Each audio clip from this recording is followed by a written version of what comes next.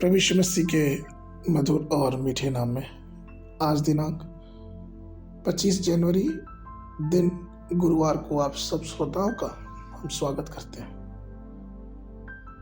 आज के दिन के लिए वचन जो कि लिया गया है अय्यूब की उत्पत्ति की पुस्तक उसका 26 अध्याय 18 पद। उत्पत्ति की पुस्तक 26 अध्याय 18 पद। तब जो कुएं उसके पिता इब्राहिम के दिनों में खोदे गए थे और इब्राहिम के मरने के पीछे फलिस्तियों ने उन्हें भर दिया था, उनको इसहाक ने फिर से खुदवाया और उनके वे ही नाम रखे जो उसके पिता ने रखे थे। प्रियो, इब्राहिम के दिनों में जो कुएं खोदे जाते थे वे अपने आप बंद नहीं होते थे, परंतु फलिस्ती उन्हें रोक दिया करते थे। अर्थात फलिस्ती हर एक उस काम के खिलाफ रहते थे जो परमेश्वर के लोग अर्थात इसराइली करते थे।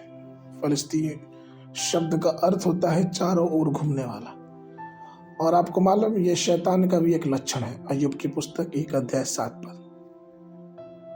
फलिस्ती हमेशा प्रभु के आनंद और उसकी शांति के स्रोत को बंद करने की कोशिश करते थे। वे आनंद में फूट और कड़वाहट उत्पन्न करते थे। आज भी अगर हम भौगोलिक रूप से देखेंगे तो फलिस्ती इसराइल के खिलाफ ही रहते हैं, लेकिन आत्मिक जीवन में फलिस्तियों का क्या तात्पर्य है? फलिस्तियों का ये तात्पर्य है कि वे सब कार्य जो हमें मसीह के कार्य करने से रोकते हैं, अर्थात हमारे प्रेम को भंग करते हैं।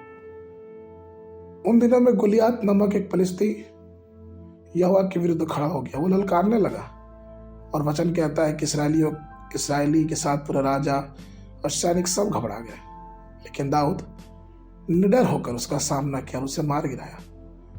ठीक उसी प्रकार से इसहाक ने भी अपने पिता के खोदे हुए कुओं को फिर से खुदवाया, अर्थात उसके जीवन में डर नहीं था और उन कुओं से अद्भुत रीति से मीठा फल फूटने लगा और इसहाक का परिवार उस जल को बड़े आनंद से पी सका। जब वो जल, यहाँ तक कि वो जल मवेशियों के लिए, पशुओं के लिए बहुत उपयोगी था।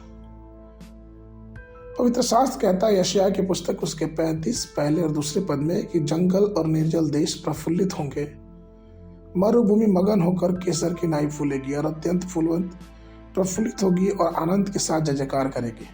उसकी शोभा लबानोन की सी होगी और वह कर्मेल और शारोन के तुल्य तेजोमय हो जाएगी।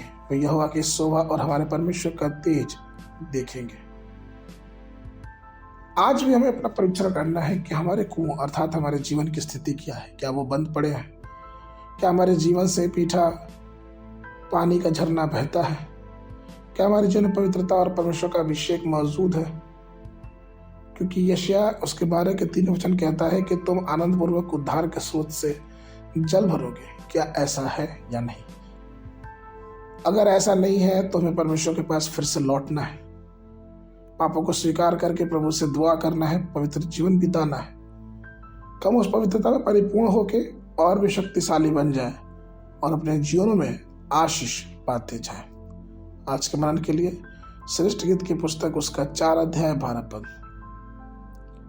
मेरी बहन मेरी दुल्हन, किवाड़ लगाई हुई बारी के समान किवाड़ बंद किया हुआ स्रोत और छाप लगाया हुआ झरना है। बाइबल अध्ययन के लिए सुबह के समय निर्गमन की पुस्तक 12-13 अध्याय, शाम के समय मत्ती रचित सुसमाचार उसका 16 अध्याय। परमेश्वर आप सबको आशीष दे।